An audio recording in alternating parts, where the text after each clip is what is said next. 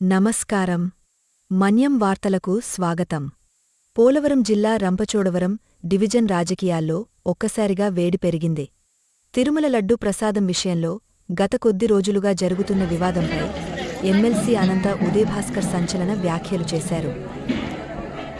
ఈరోజు రాష్ట్ర మాజీ ముఖ్యమంత్రి వర్యులు అలాగే వైఎస్ఆర్ కాంగ్రెస్ పార్టీ అధినేత జగనన్న ఆదేశాల మేరకు ఏదైతే రాష్ట్రంలో గత కొద్ది కాలంగా కూడా పవిత్రమైనటువంటి తిరుమల క్షేత్రానికి సంబంధించినటువంటి అసత్య ప్రచారం ఏదైతే జరుగుతూ ఉందో, ఏదైతే భక్తులకు ఇస్తున్నటువంటి లడ్డూ ప్రసాదంలో ఎనిమల్ ఫ్యాట్ కలిసిందని చెప్పేసి సాక్షాత్తు ఒక రాష్ట్ర ముఖ్యమంత్రి అయినటువంటి వ్యక్తి ఏవైతే ఆరోపణలు చేశారో, ఈ ఆరోపణలకు సంబంధించి ఏదైతే వాళ్ళు చెప్తా ఉన్నారో అవన్నీ కూడా అబద్ధం. ఎటువంటి ఆ ప్రసాదాలు ఎటువంటి ఎనిమల్ ఫ్యాట్ కలపలేదని చెప్పేసి ఏదైతే సిబిఐ ఎంక్వైరీలో ఛార్జ్షీట్ అయితే వేయడం జరిగిందో దాంట్లో ఎటువంటి ఎనిమల్ ఫ్యాట్ జరగలేదని చెప్పేసి కోర్టు తేల్చడం జరిగింది.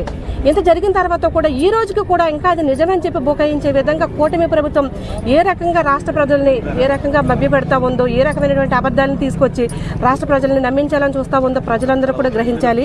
ఆ కార్యక్రమం మేరకు ఈరోజు ఇక్కడ ఈ పోలవరంలో రంపచోడవరం హెడ్ క్వార్టర్స్లో ఉన్నటువంటి పోలవరం వెంకటేశ్వర స్వామి గుడిలో ఈ కూటమి ప్రభుత్వం చేసినటువంటి తప్పుడు ప్రచారాలకు, వాళ్ళు చేసినటువంటి పాపానికి పరిహార దీక్షగా ఈరోజు ఇక్కడ పూజలు నిర్వహించడం జరిగింది. వైఎస్ఆర్ కాంగ్రెస్ పార్టీకి సంబంధించినటువంటి మొత్తం నియోజకవర్గానికి సంబంధించినటువంటి నాయకులు అలాగే ప్రజాప్రతినిధులు అందరూ కూడా ఈ కార్యక్రమానికి హాజరవ్వడం జరిగింది.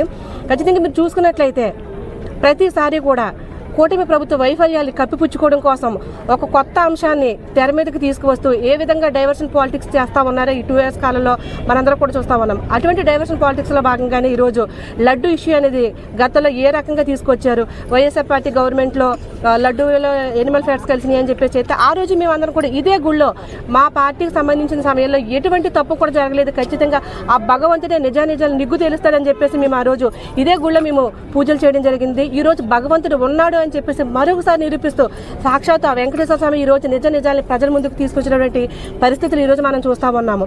ఇకపోతే మనం ఈరోజు చూసుకుంటే ఎవరి కాలంలో హిందూ ధర్మానికి సంబంధించినటువంటి దేవాలయాలు కొత్త దేవాలయాలు కట్టించడం కానీ హిందూ మత ధర్మాన్ని కాపాడే విధంగా పరిపాలన చేశారనేది ఒకసారి చూసుకుంటే అది మా వైఎస్ఆర్ పార్టీలో జరిగింది. ఎందుకంటే ఈ కూటమి ప్రభుత్వ నాయకులు 2014 నుంచి 19 వరకు ఉన్నప్పుడు ఈ కూటమి నాయకులే అమ్మవారి గుళ్ళో క్షుద్ర పూజలు చేయించడం కానీ ఎన్నో దేవాలయాలు పడగొట్టడం కానీ చేయడం జరిగారు. మళ్ళీ ఈ రోజు 2024 తర్వాత మళ్ళీ అధికారంలోకి వచ్చిన తర్వాత దిగజారిపోయి ఒక ముఖ్యమంత్రి స్థాయిలో ఉన్నటువంటి వ్యక్తి నిజాలు తెలుసుకోకుండా ఇటువంటి స్థాయి తగ్గి మాట్లాడి ఇటువంటి ఆరోపణలు చేయడం అనేది సరికాదు. ఆలోచించమని చూస్తుంటే ఈయన ఏదో అంటారు, ఈయన తానా అంటే వెనకాల తందానా అన్నట్లుగా ఒక ఆయన వచ్చేసి నేను హిందూ ధర్మ పరిరక్షకుడిని సనాతన పరిరక్షకుడిని అని చెప్పేసి వచ్చేసి కింద నుంచి పైకి మెట్లు కడుక్కుంటూ వెళ్ళిపోతారు. మరి ఈ ధర్మ పరిరక్షకులందరూ కూడా కూర్మా గ్రామాన్ని తగలెట్టేసినప్పుడు ఎక్కడికి వెళ్ళిపోయారు? అదే తిరుమల తిరుపతి దేవస్థానంలో ఈరోజు మనం చూసుకున్నట్లయితే వైకుంఠ ఏకాదశికి తొక్కిసాట్లు ఎంతమంది చనిపోయారు. మరి అప్పుడెందుకు వీళ్ళు పాప పరిహార దీక్షలు చేయలేదు? అప్పుడెందుకు వీళ్ళు మెట్లు కడగలేదు? అదే తిరుపతిలో రీసెంట్గా చూసుకున్నట్లయితే తాగుబోతులు డైరెక్ట్గా గాలిగోపురాలు ఎక్కేసి అక్కడ శిఖరాలను తాకేస్తున్న పరిస్థితుల్లో మరి ఇప్పుడు ఎందుకు సప్రోక్షణ చేయట్లేదు? ఇంకా మనం చూసుకున్నట్లయితే సింహాచలంలో కూడా ఈ కూటమి ప్రభుత్వంలోనూ గోడ కూలిపోయి ఎంతమంది చనిపోయారు. మరి అప్పుడు ఎందుకు ఈ హిందూ ధర్మ పరిరక్షకులు ఈ సనాతన పరిరక్షకులు ఎందుకు మాట్లాడట్లేదు? ఈరోజు ఏ ఎనిమల్ ఫ్యాట్ లేదని చెప్పేసి తేల్చిన తర్వాత మరి ఇప్పుడు ఎందుకు దీని గురించి ఎవరు మాట్లాడట్లేదు? అంటే మతాలు ముసుగులు వేసుకొని ఈరోజు ప్రజల్ని మభ్య పెడుతూ వాళ్ళు సినిమా ప్రమోషన్లు చేసుకోవడం కోసం సినిమాల వేషాలు వేసుకొని వచ్చి ఈరోజు దిగజాడు రాజకీయాలతో పాటు వాళ్ళు సినిమా ప్రమోషన్లు చేసుకోవడం కోసం ఈరోజు మా వైఎస్ఆర్ పార్టీ మీద ఏదైతే నిందలు వేశారో అవన్నీ నిజం కాదని చెప్పేసి ఈరోజు సిబిఐ ఎంక్వైరీ చేసి చెప్పడం జరిగింది.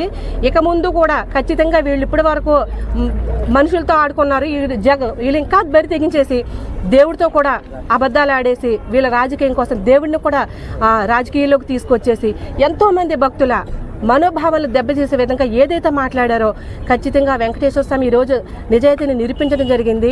ఖచ్చితంగా రానున్న రోజుల్లో కూడా ఈ కూటమి నాయకులు ఎవరైతే జగనన్న మీద అసత్య ప్రచారాలు చేశారో, వైఎస్ఆర్ పార్టీ మీద ఏదైతే బురదజాలని చూసారో వాళ్ళందరికీ కూడా ఆ వెంకటేశ్వర స్వామి బుద్ధి చెప్తాడు అని చెప్పేసి కూడా చూసుకుంటూ ఈ విషయం మీడియా ద్వారా ప్రజలందరికీ కూడా మరొకసారి చెప్తా ఉన్నాము. ఈరోజు రంపచోడవరంలోని పవిత్ర దేవాలయమైన శ్రీ వెంకటేశ్వర స్వామి గుడిమెట్లను కడిగి గుళ్ళో పూజలు నిర్వహించాం. ఎందుకు నిర్వహించామంటే ఈ కూటమి ప్రభుత్వం ఉన్న ముఖ్య నాయకులు స్వయాన ముఖ్యమంత్రి ఉప ముఖ్యమంత్రి వర్యులు ఈ ప్రభుత్వం వచ్చిన తర్వాత తిరుపతి లడ్డూలో జంతు కొవ్వు కలిసిందని ఆరోపణలు చేసి వాళ్ళకున్న ఎల్లో మీడియాలోని వాళ్ళకున్న యూట్యూబ్ ఛానల్స్లోని ఇష్టం వచ్చినట్టు ప్రచారం చేసిన సందర్భం మీరందరూ చూశారు. చంద్రబాబు నాయుడు గారు రాజకీయం గురించి ఎంతకన్నా దిగజారే పరిస్థితులు గతంలో చూసాం. ఇప్పుడు స్వయాన ఈ దేశంలోనే అతి పవిత్రమైన దేవాలయం అంటూ ఈ దేశంలో ఒకటైన శ్రీ వెంకటేశ్వర స్వామి తిరుమల తిరుపతి వెంకటేశ్వర స్వామి గుడి, ఆ గుడిలో తిరుపతి లడ్డు అంటే చాలా ఈ దేశంలో కాదు ప్రపంచంలోనే ప్రఖ్యాతం గాంచిన ఆ గుడి ప్రసాదం ఈవేళ ఈ దేశంలో కానీ ఈ రాష్ట్రంలో ముఖ్యంగా మన ఆంధ్ర రాష్ట్రంలో అటువంటి గుడి ఉండడం ఈ ఆంధ్ర రాష్ట్ర ప్రజలు చేసుకున్న పుణ్యం. దాన్ని ఎక్కడ కూడా ఏ రాజకీయ నాయకులన్నా ఏ ప్రజలన్నా ఆ గుడి ప్రఖ్యాతి చెందాలని కోరుకుంటారు తప్ప దాన్ని అబాసు పాలు చేయాలని ఈ భూప్రపంచం మీద పుట్టిన ఏ హిందువులు కూడా ఆ దిశగా ఆలోచన చేయరు. కానీ ఈవేళ చంద్రబాబు నాయుడు గారు ఈ వెంకటేశ్వర స్వామిని కూడా రాజకీయంగా వాడుకోవాలని ప్రయత్నం చేసి అది జగన్మోహన్ రెడ్డి గారికి వైఎస్ఆర్ కాంగ్రెస్ పార్టీ మీద బురద జల్లాలని ప్రయత్నం చేశారు. ఆ జల్లాలని ప్రయత్నం చేసిన రోజే ఇదే గుడి దగ్గర మేము వచ్చి వెంకటేశ్వర స్వామిని కోరుకున్నాం, పూజలు చేశాం.